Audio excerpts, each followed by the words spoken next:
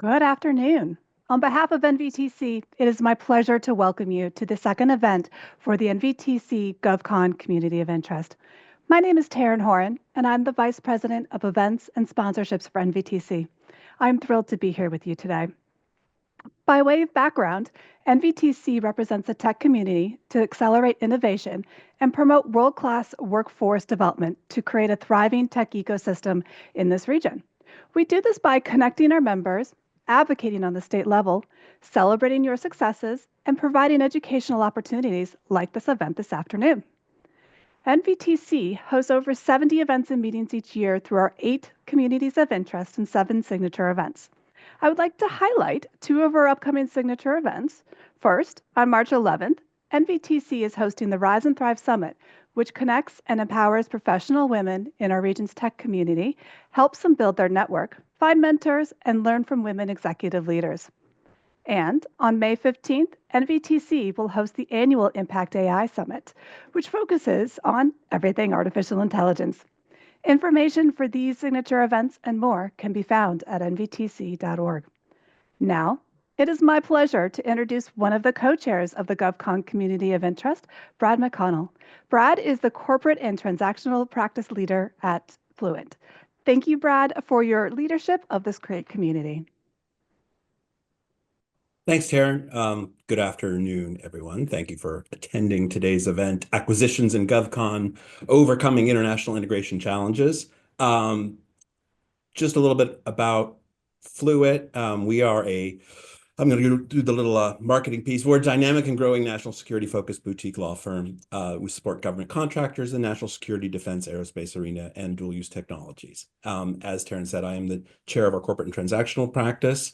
And at Fluent, we're very proud to have been part of spearheading this new NVTC government contracts community of interest.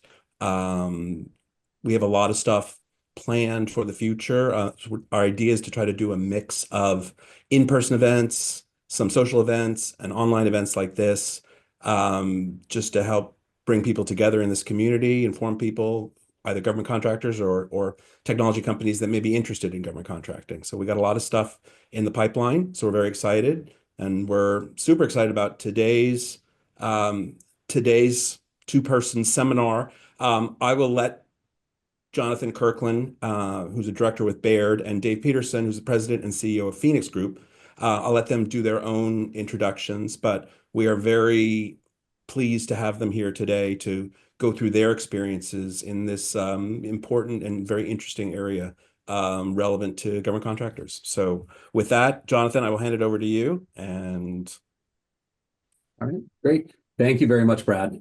Really excited to be here today and to get to talk with the NVTC audience. As Brad mentioned, my name is Jonathan Kirkland. I'm a senior investment banker with Baird's Defense and Government Group. Baird is a global financial services firm headquartered in the financial hotbed of Milwaukee, Wisconsin. Within Baird's Global Investment Bank, Baird's Defense and Government team sits right here in Tyson's Corner. We're a group of about 20 folks, and we spend all of our time thinking about mergers and acquisitions and capital raising projects for the defense contracting community writ large. I'm really excited to get to talk to Dave Peterson today. Dave is the founder and CEO of Phoenix Group, which last year transacted with Nokia in a very interesting deal that we're going to learn some more about today.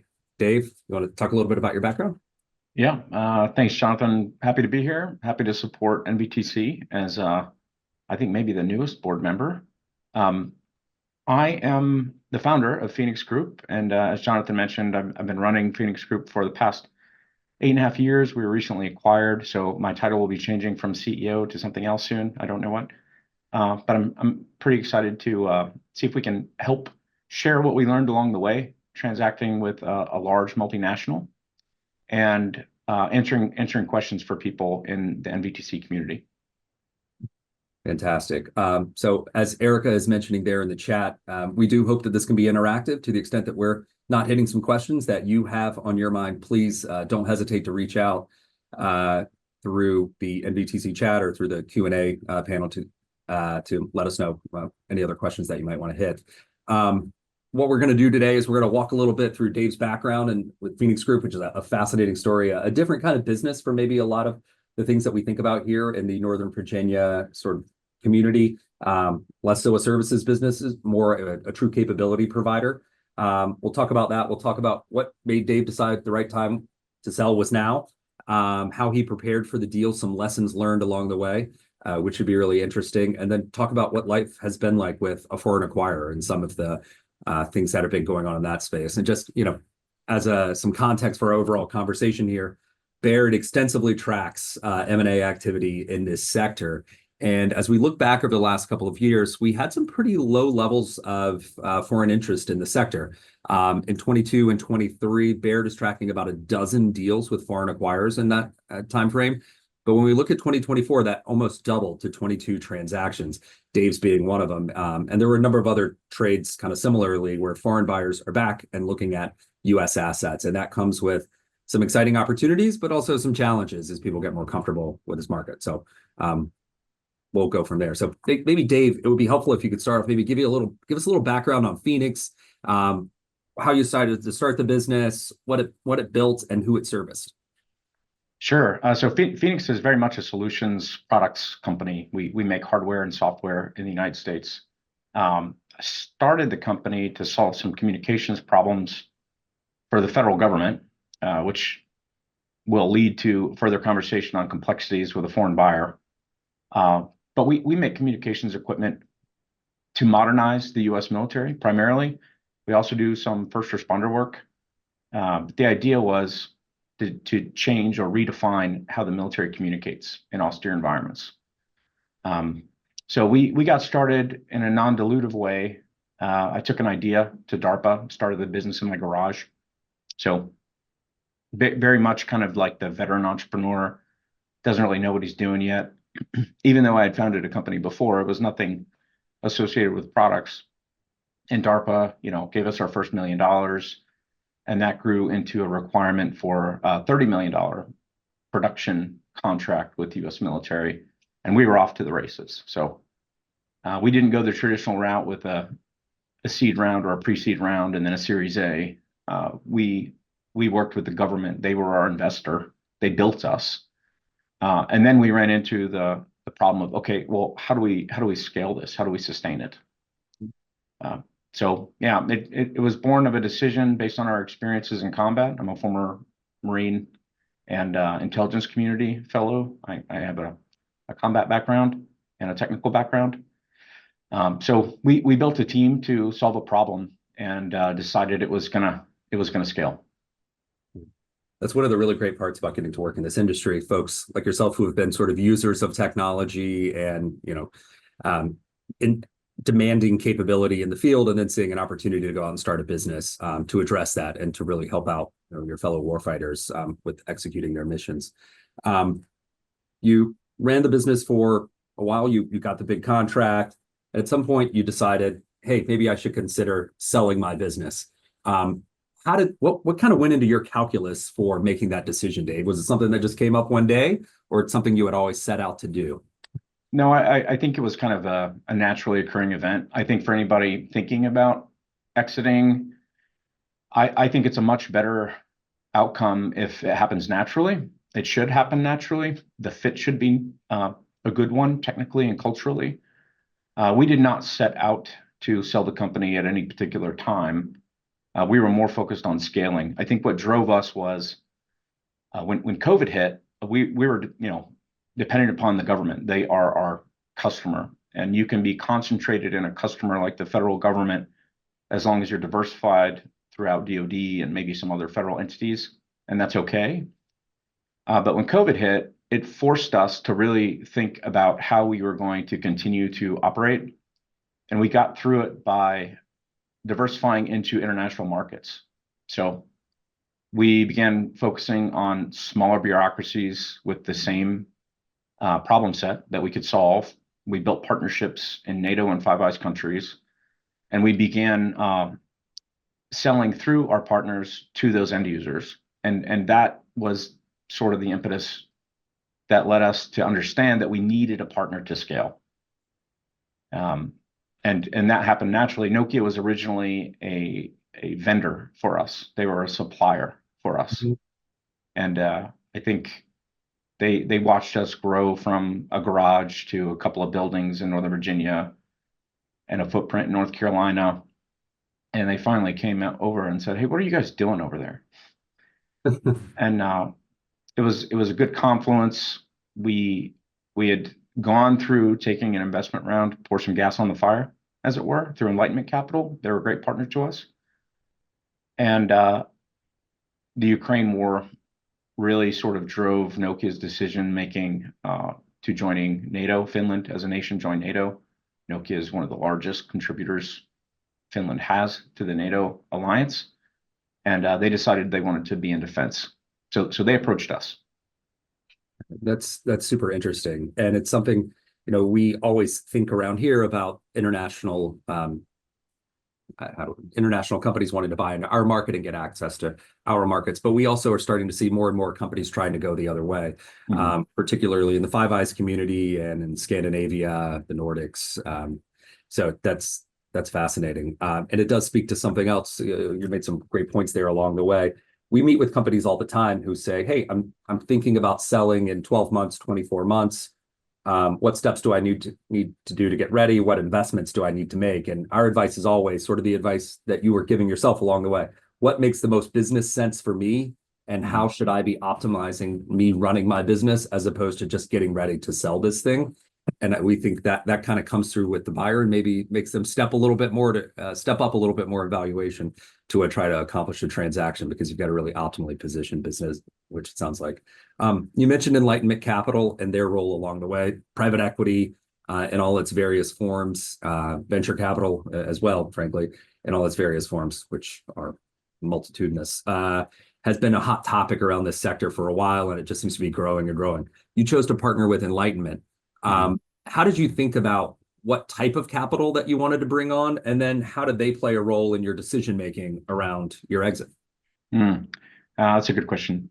So we were very deliberate in how we chose a capital partner. I think in the defense space, anybody working in GovCon, if you're a startup, you're gonna need to bring a capital partner in at some point. Government's a bit unpredictable. I mean, I don't think the U.S. government knows what its budget was last year, right? And contracts slip and don't go the way they think you will. So we knew that we needed to scale, and we put a plan together so that we could do it ourselves. But we chose Enlightenment. We partnered with a banker first, and we kind of put our pitch deck together. We went out to the market, and we whittled it down because some of our requirements were that we wanted to keep control. We did not want to give up, more than 51%, or more than 49% rather. And we wanted a partner who could bring more than money, relationships, the ability to combine forces with portfolio companies under the VC partner that we chose. Those were important considerations for us. And we signed a deal with Enlightenment Capital about 18 months before our buyout discussions started. And did someone from Enlightenment join your board, or the phone call along the way? Yeah, they did. Yeah, absolutely. I mean, I think if you're going to take someone else's money, that for all the entrepreneurs out there, or even if you're not, companies that are considering selling, if you're going to raise money, you're giving up a board seat or two for sure. And the calculus changes when you take someone else's money too. You can be flippant with your own money when you're in a garage, but the second you take someone else's money, you have big responsibilities.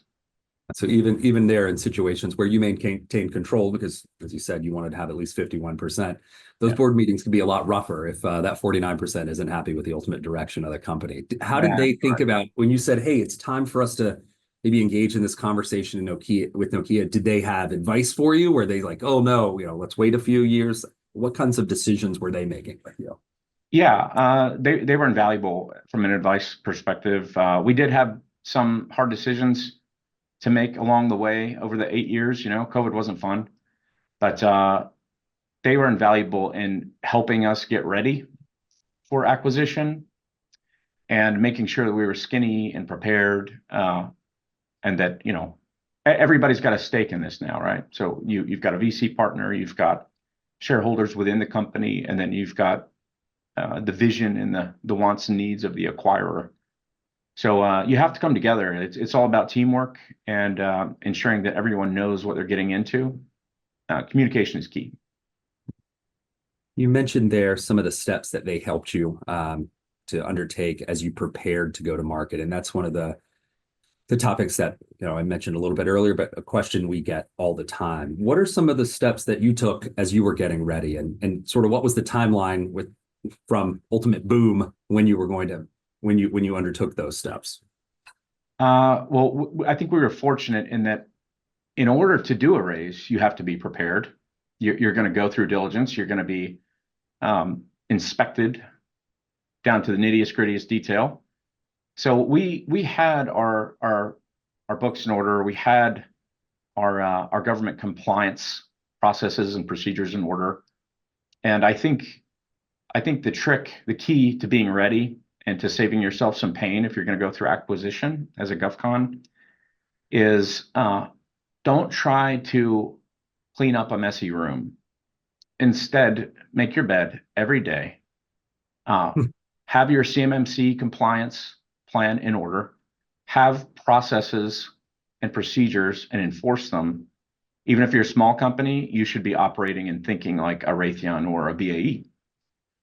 And you need to build those structures so that you are ready and you don't have to do it at the last second. We did that. I think I'm very fortunate to have a great leadership team here. And my COO and my CFO in particular, along with my Chief Innovation Officer, really, really helped out with that. And Enlightenment was kind of our sounding board. So I'm very grateful to all those folks for helping us execute. Yeah, absolutely. It is super important to have that kind of team built in around you, because there's so much happening during the course of a transaction. You still got to run the business and grow the business because everybody wants to see great momentum and optimal operations. But then you also have this entirely new animal in front of you, and spending time sort of cleaning up compliance matters or diligence matters, tax matters from 6 months, 6 years before can be a super huge distraction and potentially waylay a transaction. Momentum is everything once you get out there. You mentioned some of the in-house folks that you kind of really relied on. This is a question we get all the time. What does my knowledge group need to be within my company to make this happen? How did you think about coming up with, who's under the tent here and who's not, and when did you read them in along the way?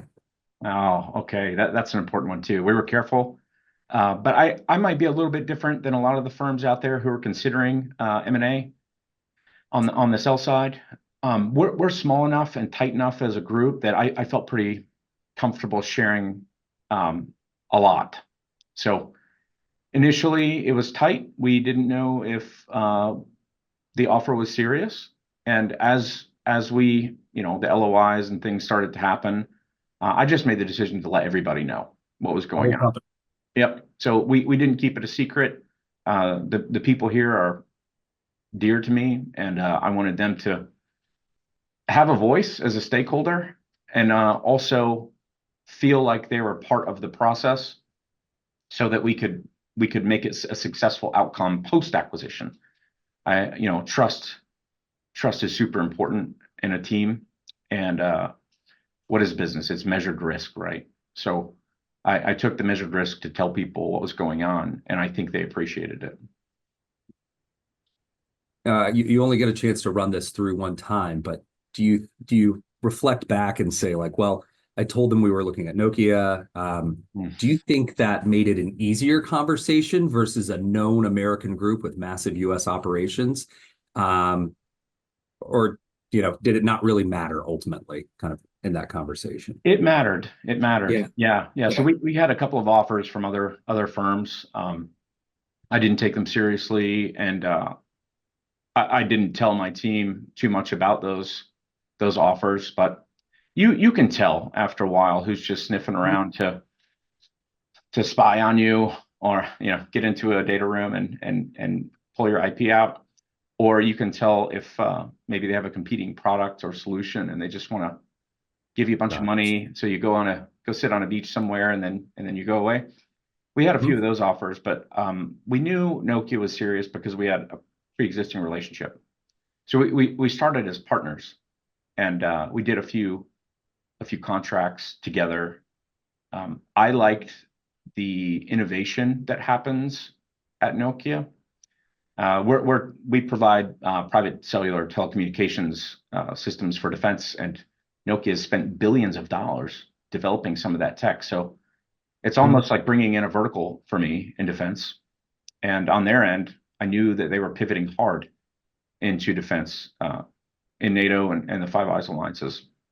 So once we got to the LOI, I felt pretty comfortable that this was real. And the challenges became, okay, how do we do government things? Some of them are sensitive. How do we operate novating contracts? How do we let our customers know and get their permission to do this? How do we work with DCSA and get the appropriate processes in place? That's something that we had never done, and I relied heavily on our CFO, and our director of security. He's been in every intelligence community agency there is. He's fantastic at what he does, and he's been through this. So he was kind of a guiding light getting through CFIUS and FOCI things. So when you get in the room, and I'm assuming that's what it was, you were all in one room and you said, hey, we're looking at potentially being acquired here by Nokia.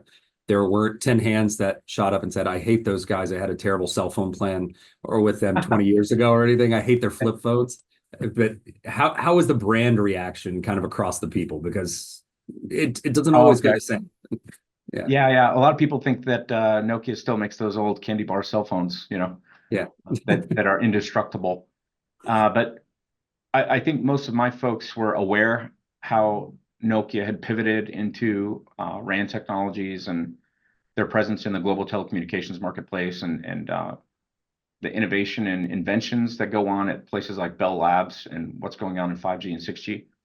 So they were less surprised. I'll say that some of our customers were very surprised, especially in defense, that Nokia was investing heavily into defense research and communications. I definitely want to come back on the customer point a little bit later, because that initial conversation with a customer about an overseas buyer can be an interesting one. But maybe before we get there, okay, so we're going through the deal. We've told our employees about it. Things are getting exciting. You're negotiating. What things would you have done differently along the way before the transaction, whether it was years prior or in that 6 months leading up to it or during the course of negotiations? What would you have done differently? When we talked about this before we got here today, you laughed. You were like, "Oh, I screwed up a whole lot of things along the way. Hopefully somebody can learn something." Yeah, I think the biggest thing is I would have asked a lot more questions, right? So for me, we run a very flat organization. There's not a lot of hierarchy. We're not matrixed. And joining an 80,000 person organization that's got a global footprint, when you're going into an M&A sell side activity, you're going to be dealing with a team who only does that, right? And they might not be the same team that you're going to be working with post acquisition. So the cross-channel communications, I probably would have tried to do that better. And preparing the data room the way the foreign buyer wanted to see things done, I would have done differently. It was very serial in nature. We spent a long time in the process, I think just shy of 2 years. It could have gone faster had I asked the right questions, and I could have done a better job educating the buyer on the ins and outs of what CFIUS, the Committee on Foreign Investments in the U.S., and FOCI, the Foreign Ownership, Control, and Influence rules in the United States, are, and how that would affect the M&A activity, like all of the wickets you have to jump through with the U.S. government to make it happen. Yes, those are often big challenges for foreign acquirers. That's a tough position to put you in, that you need to be the one to educate them along the way on that, especially a company that big. You would hope they have really expensive legal counsel who's spending a lot of time thinking. Well, you know what? On that note, between our director of security, who's also my chief of staff, and Fluent Law, who we use throughout the entire process, I felt like we learned very, very quickly what needed to be done. And we were in a position to educate the buyer but it was not a process where we were just ready for that. We had to learn it because we'd never done it before, and we relied heavily on consultants who knew what they were doing. Yeah, that's fascinating. So 2 years, that's probably a lot longer than you expected it to be going on. And that's, I'm assuming, inclusive of going through the committee and everything associated with it, putting in place your foci mitigation strategy for post-close and things like that. Yeah. So if looking back, you would say that's probably not what you thought it would be going into this once you started having these discussions. What kind of timeline did you have in your head once those talks kicked off? You know, everybody thinks it's going to be 6 to 8 months and you're done. No, especially with a foreign buyer, you need to have a foci mitigation board, a management board selected and approved by the government before you can integrate and merge. You need to have an integration plan approved by the government. You need to novate all of your contracts to the foci entity. All of those things will slow you down. Getting the deal done, the negotiation, isn't the hard part. It's all of the regulatory environment that's going to slow you down. And if you don't know what that is going into it, you're going to go much slower than you thought, and it's going to be more expensive than you anticipated. So today, I spend time advising companies on what can be done to help them prepare just on the side. And I do it for free because I think it's interesting to learn what challenges are out there. And it's pretty unique too. I think there are, 30 some proxies in the United States, a lot more SSAs. So for the audience, proxy company is they have full ownership of decision making other than selling the wholly owned subsidiary. Whereas an SSA is a special security agreement with the government that the parent has a bit more control over decision making on. Those two ways of acquisition by a foreign parent are really up to the parent and the government. It's kind of an agreement that's made. So learning how all that works by just walking on glass is not preferable. If you can educate yourself before you sell, that's good. Or before you buy. If you're a buyer and you've never been through this, you're a foreign buyer, highly recommend you get smart on CFIUS and FOCI regulations. Yeah. I would say, just from our experience anecdotally, the number 30 you cite for the proxy boards definitely reflects kind of what we've seen. It seems like the SSA has really risen in popularity over the course of the last, 10, 15 years.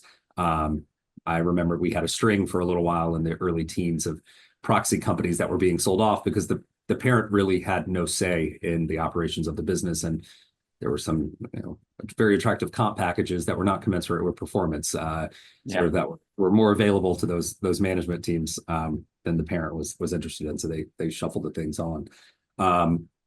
That's really interesting. And we have run into some situations where a foreign buyer wants to come in and they don't have that board. So getting those people in place, and it's often national security luminaries. These are very well-known people who come and sell these. I really appreciate the mission sensitivity of what the companies are doing that kind of get in place there. It can be a real all-star team sometimes. I'm looking over at questions here. This is a little bit out of order, but I probably should have hit it earlier, Dave. One of the questions we had here is somebody was asking, how do you deal with the multi-level security when you were working with those international suppliers? So this is going back a little bit. We were talking earlier about partnering with Nokia, and how'd you mitigate the security risks with those suppliers? Yeah, so there are compliance rules for what we do. TAA and BAA compliance, for instance, are all over government. So the military wants to buy things that are made in America, and there are very specific policy rules for what the government considers American made. And before we ever bought components from Nokia, we did the math on that. That's why it's important to have a good executor running operations. And Nokia was aware that we were buying some of their commercial products, and we heavily modified them with all of the legal frameworks in place, and I think that stoked their interest. They were looking at what we were doing and going, why have you done that? And maybe the first response was, well, we can't really tell you. And I think that just maybe piqued their interest a bit more. We released what was releasable. We worked with the government to ensure that we were towing the line, and all of our security measures, all the way to monitoring of email with the parent, has to be in place, or you're not going to move forward with a FOCI acquisition. You mentioned earlier about some of the sensitive work that your business is engaged in and where those capabilities show up. You've got an operation down in Fayetteville. We'll let people use their imaginations there. How did your customers respond when you went to talk to them about the transaction? Because you got to tell them at the end of the day. And, they're excited probably that Nokia is out there and going to be partnering with you, but also, wait, there's a foreign entity here. How is this going to work? What was the reaction like when you went to talk to the customers? How much education did you have to give them about how this works? That's a great question, because that was a sticky point for a while, even in negotiations with Nokia. So our customers were surprisingly pretty excited about it. And I think the reason was I was nervous telling our customers, hey, we're going to be acquired by a foreign parent. But when I told them why, hey, you're going to have access to billions of dollars of research, and we will be able to, through a FOCI mitigated entity, deliver that technology to you in a curated way that we will control as a FOCI entity, and you will benefit from. We think we can save you a lot of time and money. They loved that. So it wasn't the customer. It was more getting through diligence with Nokia's M&A team. If you're doing sensitive work with the U.S. government and you have a foreign buyer with foreign lawyers asking to look through your purchase orders and contracts during diligence, that can get a little sticky. So there are certain things you can't say, and that's not what M&A teams are looking for. They want the details. We were able to get through that with legal and some consultancy work out of New York. And what you do is you just put an interlocutor between you and the parent that the parent hires, and they say, hey, you're cleared. We need you to look at this. We don't need to see it. We just need to vouch that we need you to vouch that it's there and it's accurate. So that's kind of how we got through it, but it definitely delayed things a little bit.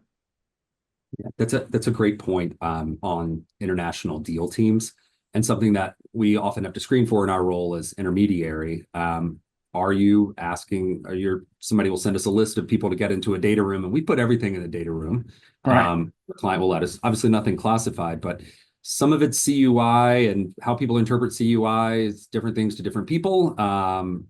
And there's all kinds of other sort of associated acronyms that kind of get in play there. And so one of the things we ask is everybody a US person? Or some clients go an extra step and ask for US citizenship. And that can definitely upset a buyer here and there who has someone that is not in either of those categories. But it's something that you have to work through. And the client's not doing this to be rude. The client's doing this because they don't want to get in trouble, whether through overt rule or, just probably customer expectation, even if it's not the rule, right? When you went to talk to customers and as it played out over the course of the few months post-deal, did you have any turnover in customers? Was anyone like, no, we can't do anything with you guys anymore? Or not one. Continued? Not one. I think that's a misconstrued fear. So if you're a foreign buyer and you're listening, you're thinking about acquiring an American firm, or you're thinking about selling your firm to a foreign buyer, I think that fear is overplayed. There are so many mitigation techniques that you can use to shield the parent and the government from a breach. Like your example just a minute ago, Jonathan, we didn't put anything. We just assumed that everybody in the data room was going to be non-US. So one of the techniques you can use is, if you do have something sensitive, you can either sanitize it and get the government's approval to share a sanitized version, or you can rename everything, right? So if I have Project Alpha, I'm not going to call it Project Alpha. Maybe that's sensitive. I'm going to call it Project Blue. And I'm going to change the nature and the scope of the work.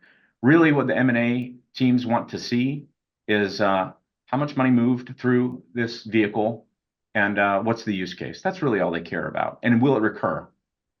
So they don't really need to know all the detail. They don't really care. The stickiness was, well, how come you changed the name, right?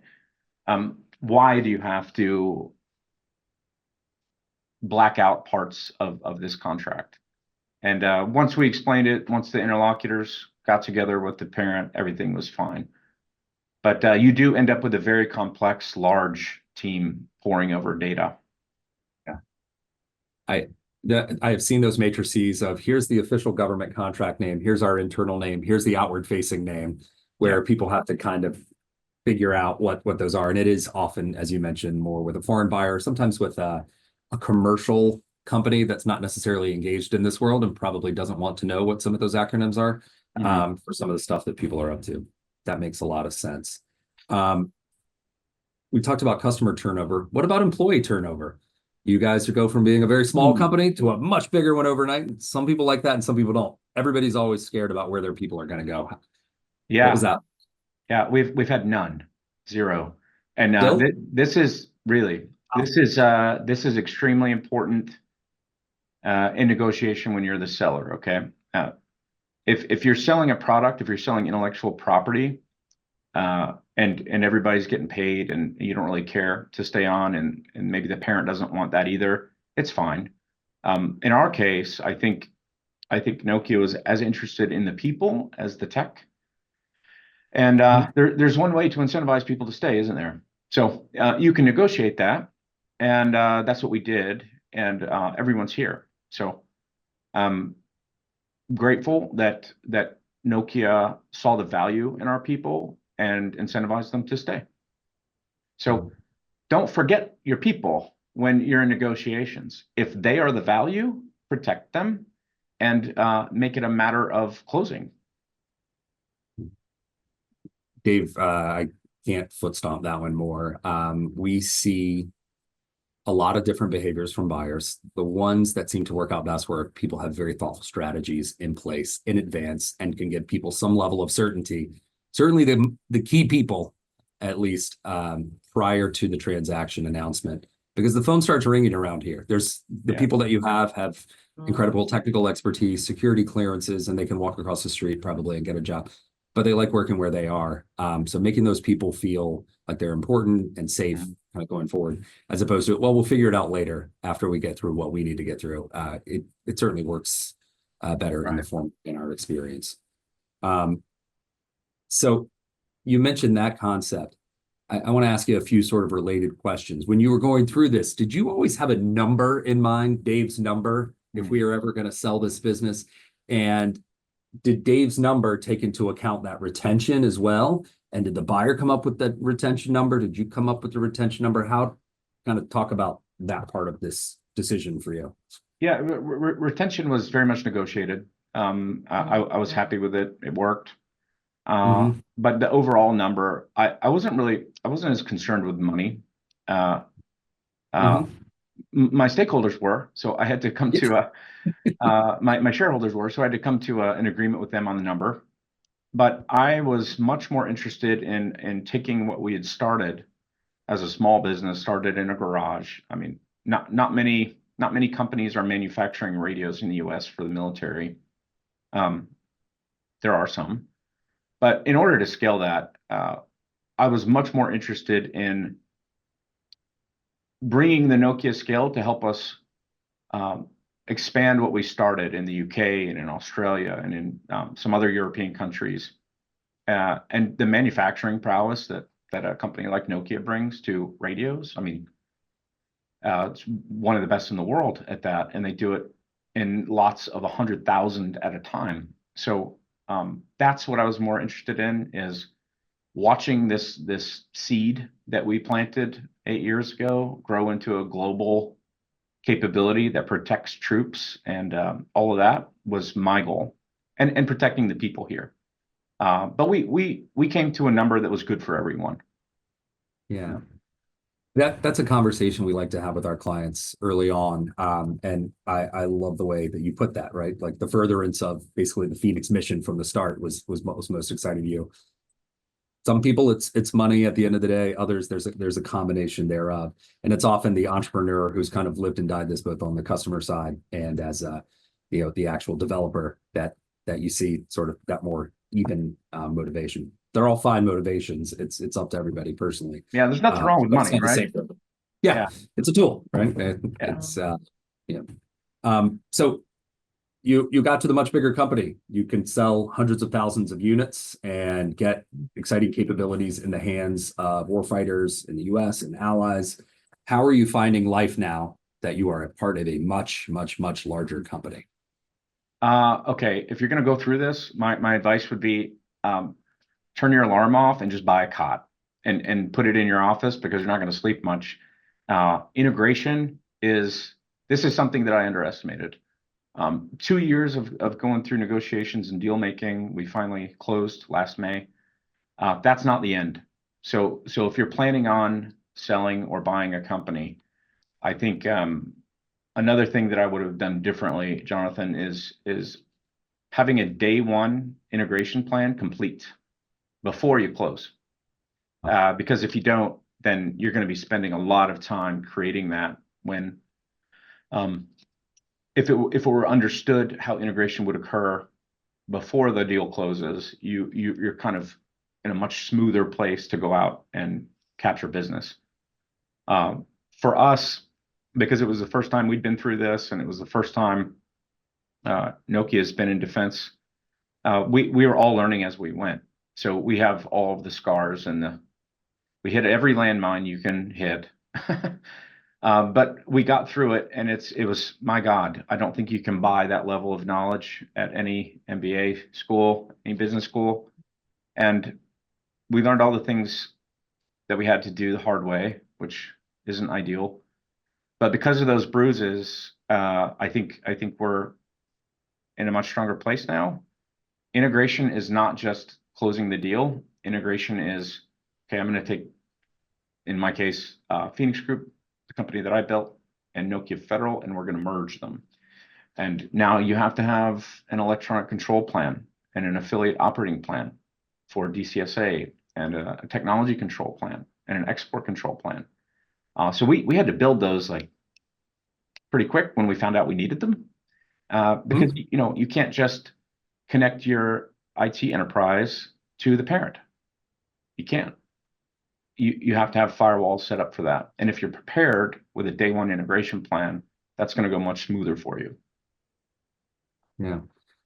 There's lots of groups who have done deals in this sector, and some of them have hard and fast playbooks, and some don't have any ideas at all.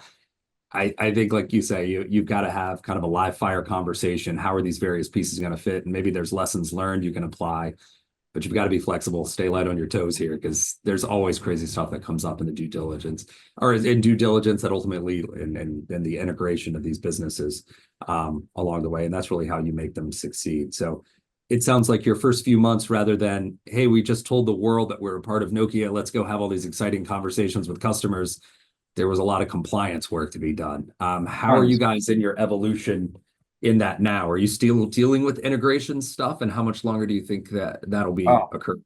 Yeah, we're almost done, but some of it's just government speed. You have to get government to approve of your plans to operate with the parent. So we're at the final stages of that now, and we will be legally merging as Nokia Federal here very shortly.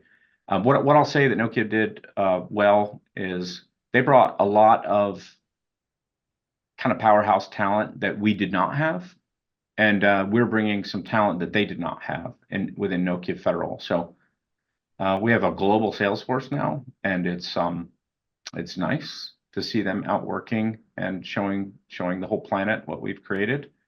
The marketing, the branding of Nokia is cool. If we want to call a particular, let's say we wanted to call NVIDIA tomorrow, if I called them as Dave from Phoenix Group, they would probably say, "What's a Phoenix Group?" How's Arizona this time of year? Yeah. Right. If Nokia calls NVIDIA, they're probably going to pick up the phone. So that sort of thing, I think we had a good idea on. It's all the minutia of procedures, making sure that everyone understands what FOCI is on both sides and abides by that Bible. Those are the things that take time. Yeah, great. And maybe we've got a couple questions coming in, but I'll maybe throw one or two more at you here before we hit those. Would you say going into this, you've accomplished all of your goals heading into the transaction?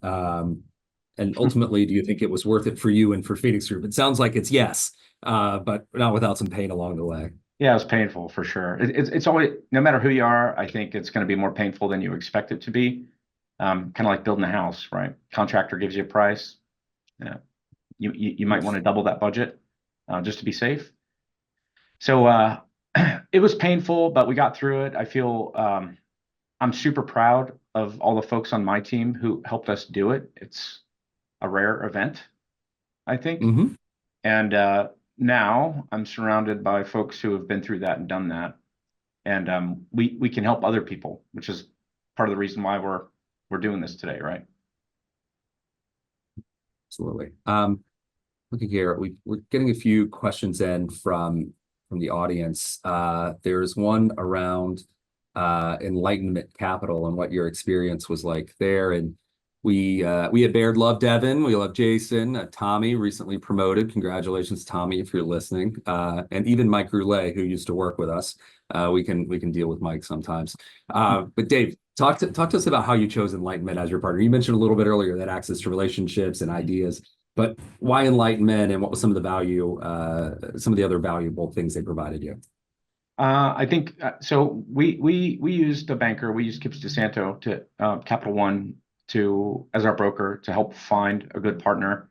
And I told them from the outset, like, we don't care about money as much as we do the people that we're going to be working with, and just a likeness of mind. Someone that was familiar with the defense and intelligence community space. Who could help link us to people that were beneficial to what we are doing in terms of capability sets and solving problems. So I think we started with 83 potential VC firms, and half of them passed because they're not in defense, or maybe they're a medical devices investor. Yeah. And I think we got it down to 8 who are interested, and we ended up choosing Enlightenment. There were 2 that were candidates, and they interviewed us, we interviewed them. The other candidate VC firm just wasn't a match personality wise, I think. But the Enlightenment team was. So we clicked with them. They understood our space, they understood what we were doing and our vision, and that process was much simpler than exit. Yeah.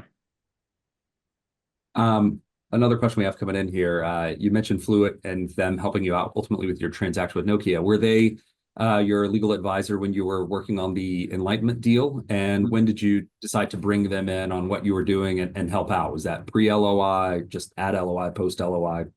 Well, we've been with Fluent Law for the entire existence of Phoenix Group. They've been with us.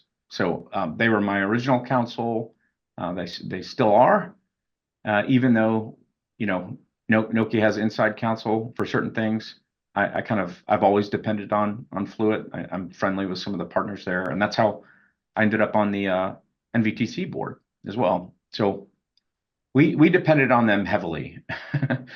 I am no lawyer, and sometimes reading deal language, it's like Klingon. So you better have good counsel with experience in this space. Could not agree with you more on that point, and it is something that we advise folks on all the time. That is not an area to skimp. It might not produce more revenue, but it will, or more enterprise value necessarily, but it will allow you to keep that enterprise value, that revenue. So it's really important to have a great legal partner there. Not something to say I'm looking for LPTA, if you will. Right. We do have a question on sort of how valuation was determined. Or how you thought about value along the way. And, if you have any thoughts there, because as a banker, it's something we deal with all the time. What do we think this can garner in the market? But oftentimes that might be different from where our client wants to sell or prospect wants to sell, which is fine. But we're trying to give people fair and balanced advice on that point. Dave, how did you think about sort of coming up with what that valuation would be, or had your advisors? Yeah. So there, I mean, this is just kind of a hard and fast rule. If you're an entrepreneur or you're a leadership team at a company thinking about selling, I know what's in your head. You are thinking, my valuation is a combination of EBITDA and our future growth forecasts and all of our intellectual property and our clearances and all of that. No, it's not. Your valuation is your EBITDA and what you got booked. That's it. Maybe your intellectual property will play into it if it's unique. I think ours was. We're unique in our space. But your numbers are what drive business, right? Like it or not, money is the lifeblood of business. And if you don't have it and you're not growing it, then you're probably not going to be an M&A target to begin with. So rather than focusing on an exit, if you're starting up or maybe you're 5 years away from that, don't worry about exit right now. Focus on execution, focus on getting your numbers attractive to a buyer, and it'll probably naturally happen. Yeah, that's another really great point. If you build something that's absolutely beautiful technology from a technology perspective and everybody at your company is cleared, that's wonderful. But if you're not making EBITDA because of those things, nobody's going to care, at least in an M&A process. They might be impressed by your demos. They might want to have lots of conversations and team with you, but ultimately there's probably not a transaction there unless they think they can increase your EBITDA over the course of their hold of the business. So fantastic point, Dave. Look, I think that covers basically everything we had on our set out topic list for today, and I think it's covered most of the questions from our audience. Any parting words or advice before we turn folks loose here? It's going to be harder than you thought. Whether you're a buyer or a seller, make sure you have a great team around you, good legal, good people that understand FOCI and CFIUS and have done it before. They're not Googling it. And protect your team. Protect the people that got you there. So if you're going to go off and be rich and famous and the person that sold a company to a multinational, don't forget about the people that helped you get there. Make sure they're taken care of. That is wonderful advice. And a great lesson for today. Dave, thank you so much for your time. Fluid, thanks for helping to put this on in NVTC. Again, thank you as well. Really appreciate everybody spending time with us today. If we can ever be of service, I think Dave's probably pretty easy to find. He's the only Phoenix group in town, and Baird is right here in Tyson's Corner. Hope to talk with folks in the future. Thank you. All right.